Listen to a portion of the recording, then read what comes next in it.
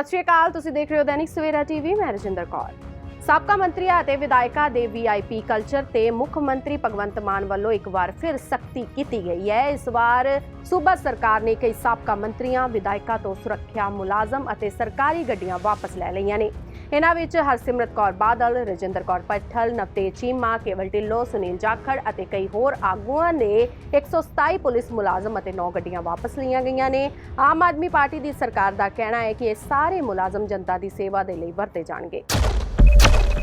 NRI ਮੰਤਰੀ ਕੁਲਦੀਪ ਸਿੰਘ ਧਾਲੀਵਾਲ ਨੇ ਵਿਦੇਸ਼ ਰਾਜ ਮੰਤਰੀ ਵੀ ਮੁਰਲੀਧਰਨ ਦੇ ਨਾਲ ਮੁਲਾਕਾਤ ਕੀਤੀ ਅਤੇ ਇੱਕ ਮੰਗ ਪੱਤਰ ਸੌਂਪਿਆ। ਇਸ ਦੌਰਾਨ ਉਹਨਾਂ NRI ਨਾਲ ਜੁੜੀਆਂ ਕਈ ਸਮੱਸਿਆਵਾਂ ਸੰਬੰਧੀ ਮੁੱਦੇ ਉਠਾਏ। ਉਹਨਾਂ ਮੋਹਾਲੀ ਅਤੇ ਅੰਮ੍ਰਿਤਸਰ ਹਵਾਈ ਅੱਡਿਆਂ ਤੋਂ ਕੈਨੇਡਾ, ਆਸਟ੍ਰੇਲੀਆ, ਅਮਰੀਕਾ ਅਤੇ ਕਈ ਦੇਸ਼ਾਂ ਲਈ ਸਿੱਧੀਆਂ ਉਡਾਣਾਂ ਸ਼ੁਰੂ ਕਰਨ ਦੀ ਮੰਗ ਕੀਤੀ। ਇਸ ਦੇ ਨਾਲ ਹੀ ਉਹਨਾਂ ਪ੍ਰਵਾਸੀ ਭਾਰਤੀਆਂ ਦੀ ਜਾਇਦਾਦ ਨਾਲ ਸੰਬੰਧੀ ਸਮੱਸਿਆਵਾਂ ਵੀ ਵਿਦੇਸ਼ ਰਾਜ ਮੰਤਰੀ ਅੱਗੇ ਰੱਖੀਆਂ।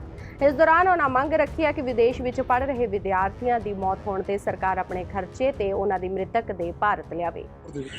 ਮਾਨਯੋਗ ਸੁਪਰੀਮ ਕੋਰਟ ਦੇ ਵਿੱਚ ਚਾਹੇ ਸਰਕਾਰ ਦੁਬਾਰਾ ਇੱਥੇ ਕੇਸ ਕਰੇ, ਕੁਛ ਕਰੇ ਜਿਹੜਾ, ਕਿਉਂਕਿ NRI ਦੇ ਜਿਹੜੀ ਅਸੀਂ ਨਹੀਂ ਚਾਹੁੰਦੇ ਕਿ ਕਿਸੇ ਵੀ NRI ਦੀ ਇਸ ਜਿਹੜੀ ਜੱਜਮੈਂਟ ਆ ਉਹਦੇ ਤਹਿਤ ਉਹਦੀ ਜਾਇਦਾਦ ਜਿਹੜੀ ਪ੍ਰਾਪਰਟੀ ਜਿਹੜੀ ਉਹ ਖਤਮ ਹੋ ਜਾਏ। ਇੱਕ ਤਾਂ ਇਹ ਸੀ।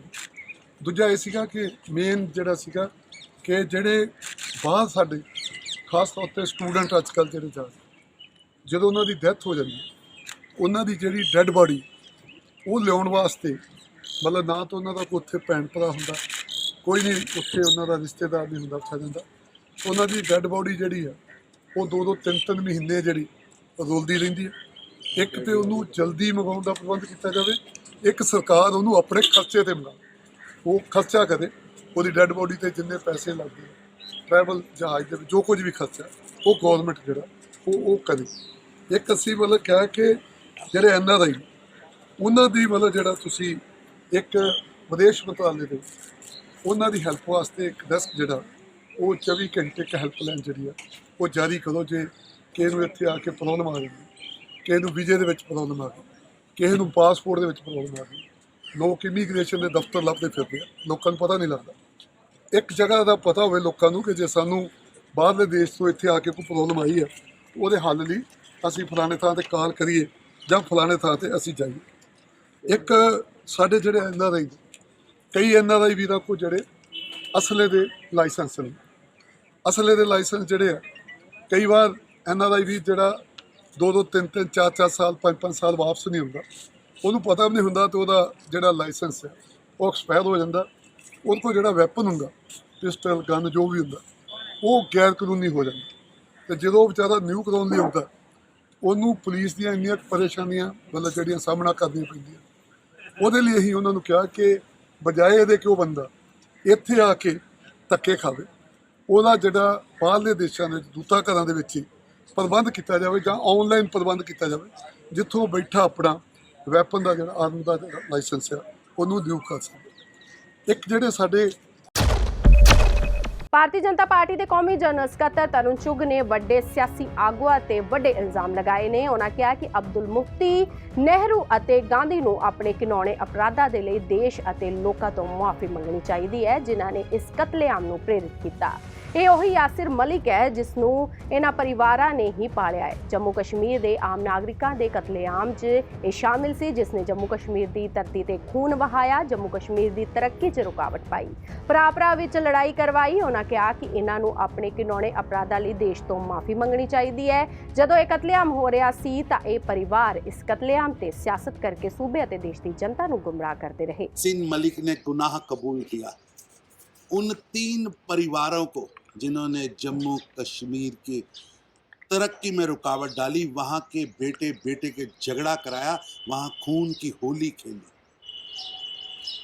वो अमन की, वो स्वर्ग की जमीन को खून से लाल किया। उन 3 परिवारों के जघन्य अपराध से उनके लिए उनको देश की जनता से माफ़ी मांगनी चाहिए। देश की जनता को बताना चाहिए कि इन 3 परिवारों ने किस तरह लूटा।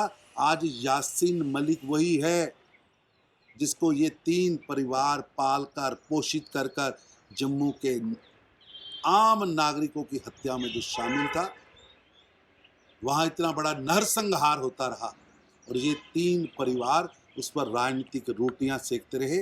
आज 3 परिवारों को उस जघन्य अपराध के लिए भी गुनाह मान लेना चाहिए और देश की जनता के सामने अपने इन जघन्य अपराधों के लिए खुलेआम गुनाह मानना चाहिए। ਇਸ ਦੇ ਨਾਲ ਹੀ ਤਰੁਣ ਚੁੱਗ ਨੇ ਕਿਹਾ ਕਿ ਡਾਕਟਰ ਭੀਮ ਰਾਓ ਅੰਬੇਦਕਰ ਜੀ ਨੇ ਸੰਵਿਧਾਨ ਦੇ ਵਿੱਚ ਬਰਾਬਰਤਾ ਦਾ ਅਧਿਕਾਰ ਸਭ ਨੂੰ ਦਿੱਤਾ ਹੈ। ਦੇਸ਼ ਦੇ ਵਿੱਚ ਨਰਿੰਦਰ ਮੋਦੀ ਦੀ ਸਰਕਾਰ ਹੈ ਜੋ ਸਬਕਾ ਸਾਥ, ਸਬਕਾ ਵਿਸ਼ਵਾਸ ਅਤੇ ਸਬਕਾ ਵਿਕਾਸ ਨਾਲ ਚੱਲ ਰਹੀ ਹੈ। ਉਹਨਾਂ ਕਿਹਾ ਕਿ ਕੋਵਿਡ ਮਹਾਮਾਰੀ ਹੋਵੇ ਜਾਂ ਕੇਂਦਰ ਸਰਕਾਰ ਦੀ ਕੋਈ ਸਕੀਮ ਹੋਵੇ, 2014 ਤੋਂ ਲੈ ਕੇ ਅੱਜ ਤੱਕ 12 ਕਰੋੜ ਘਰਾਂ ਨੂੰ ਗੈਸ ਮਿਲ ਗਈ ਹੈ, 11 ਕਰੋੜ ਘਰਾਂ ਨੂੰ ਪਖਾਨੇ ਨੇ, 40 ਕਰੋੜ ਗਰੀਬਾਂ ਦੇ ਬੈਂਕ ਖਾਤੇ ਖੋਲ ਦਿੱਤੇ ਗਏ ਨੇ, 50 ਕਰੋੜ ਗਰੀਬਾਂ ਨੂੰ ਮੈਡੀਕਲ ਬੀਮਾ ਸਹੂਲਤ ਹੈ, 35 ਕਰੋੜ ਭਾਰਤੀਆਂ ਲਈ ਈ-ਲੇਬਰ ਹੈ। ਇਹ ਇੱਕ ਲੰਬੀ ਸੂਚੀ ਹੈ ਅਤੇ ਮੋਦੀ ਕਿਸੇ ਵੀ ਸਕੀਮ ਵਿੱਚ ਕਿਸੇ ਜਾਤ, ਧਰਮ ਜਾਂ ਨਸਲ ਨੂੰ ਨਹੀਂ ਪੁੱਛਦੇ। ਉਹਨਾਂ ਕਿਹਾ ਕਿ ਦੇਸ਼ 'ਚ ਲੋਕਤੰਤਰ ਮਜ਼ਬੂਤ ਹੈ, ਪਰ ਉਹਨਾਂ ਨੂੰ ਨਹੀਂ ਪਤਾ ਕਿ ਮਹਿਬੂਬਾ ਦੇ ਸੁਪਨਿਆਂ 'ਚ ਕਦੇ ਚੀਨ ਅਤੇ ਕਦੇ ਸ਼੍ਰੀਲੰਕਾ ਤੇ ਕਦੇ ਪਾਕਿਸਤਾਨ ਆਉਂਦੇ ਰਹਿੰਦੇ ਨੇ। ਉਹਨਾਂ ਕਿਹਾ ਕਿ ਮਹਿਬੂਬਾ ਜੀ ਗਲਤ ਸੁਪਨੇ ਦੇਖਣਾ ਬੰਦ ਕਰੋ ਅਤੇ ਦੇਸ਼ ਦੀ ਤਰੱਕੀ ਦੇ ਨਾਲ ਚੱਲੋ। भारत में लोकतंत्र है, जहां कॉन्स्टिट्यूशन में डॉक्टर भीमराव अंबेडकर जी ने समानता का अधिकार दिया है। आपका ये बयान संविधान निर्माता डॉक्टर भीमराव अंबेडकर जी का अपमान करने जैसा है। देश के अंदर नरेंद्र मोदी जी की सरकार है जो सबका साथ, सबका विकास और सबके प्रयास से चल रही है, चाहे हो कोविड और चाहे हो केंद्र सरकार की कोई भी स्कीम। 2014 से लेकर आज तक चाहे 12 करोड़ घरों में रसोई गैस पहुंचे हो, या 11 करोड़ घरों में शौचालय बने हो, या 40 करोड़ गरीबों के बैंक अकाउंट खुले हो, या 50 करोड़ गरीबों के मेडिकल इंश्योरेंस हुई हो, चाहे 35 करोड़ भारतीयों का ई श्रम हो, एक लंबी लिस्ट है। हर घर नल से जल पहुंचने की बात हो, प्रधानमंत्री मोदी जी की किसी भी स्कीम में किसी से जाति, धर्म, पंथ नहीं पूछा जाता। देश में लोकतंत्र मजबूत है, इंस्टीट्यूशन मजबूत है, पर पता नहीं महबूबा जी के सपनों में कभी चाइना आता है, कभी पाकिस्तान आता है, कभी श्रीलंका आता है।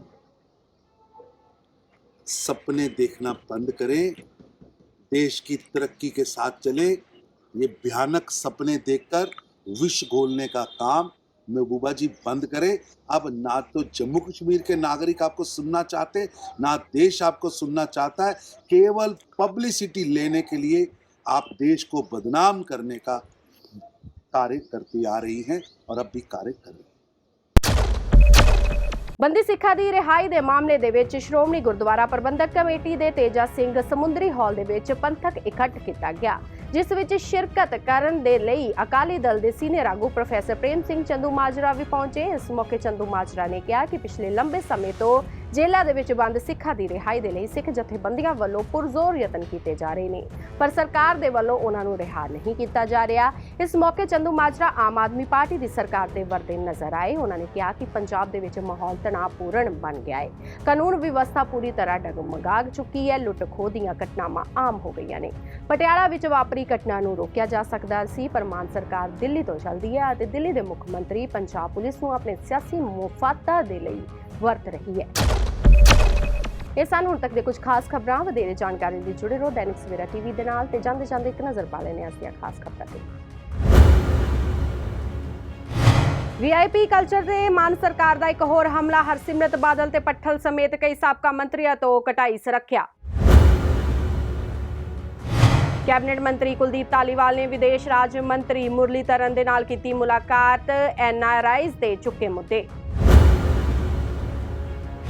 ਬੀਜੇਪੀ ਦੇ ਰਾਸ਼ਟਰੀ ਜਨਰਲ ਸਕੱਤਰ ਤਰੁਣ ਚੁੱਗ ਦਾ ਵੱਡਾ ਇਲਜ਼ਾਮ, ਕਿਹਾ ਯਾਸਿਰ ਮਲਿਕ ਵੱਲੋਂ ਗੁਨਾਹ ਕਬੂਲ ਕਰਨ ਤੇ ਗਾਂਧੀ ਅਬਦੁੱਲਾ ਅਤੇ ਮੁਫਤੀ ਪਰਿਵਾਰ ਨੂੰ ਮੰਗਣੀ ਚਾਹੀਦੀ ਹੈ ਮਾਫੀ। ਅਕਾਲੀ ਆਗੂ ਚੰਦੂ ਮਾਜਰਾ ਨੇ ਮਾਨ ਸਰਕਾਰ ਤੇ ਸਾਧਿਆ ਨਿਸ਼ਾਨਾ, ਕਿਹਾ ਕੇਜਰੀਵਾਲ ਪੰਜਾਬ ਪੁਲਿਸ ਦੀ ਕਰ ਰਿਹਾ ਦੁਰਵਰਤੋਂ।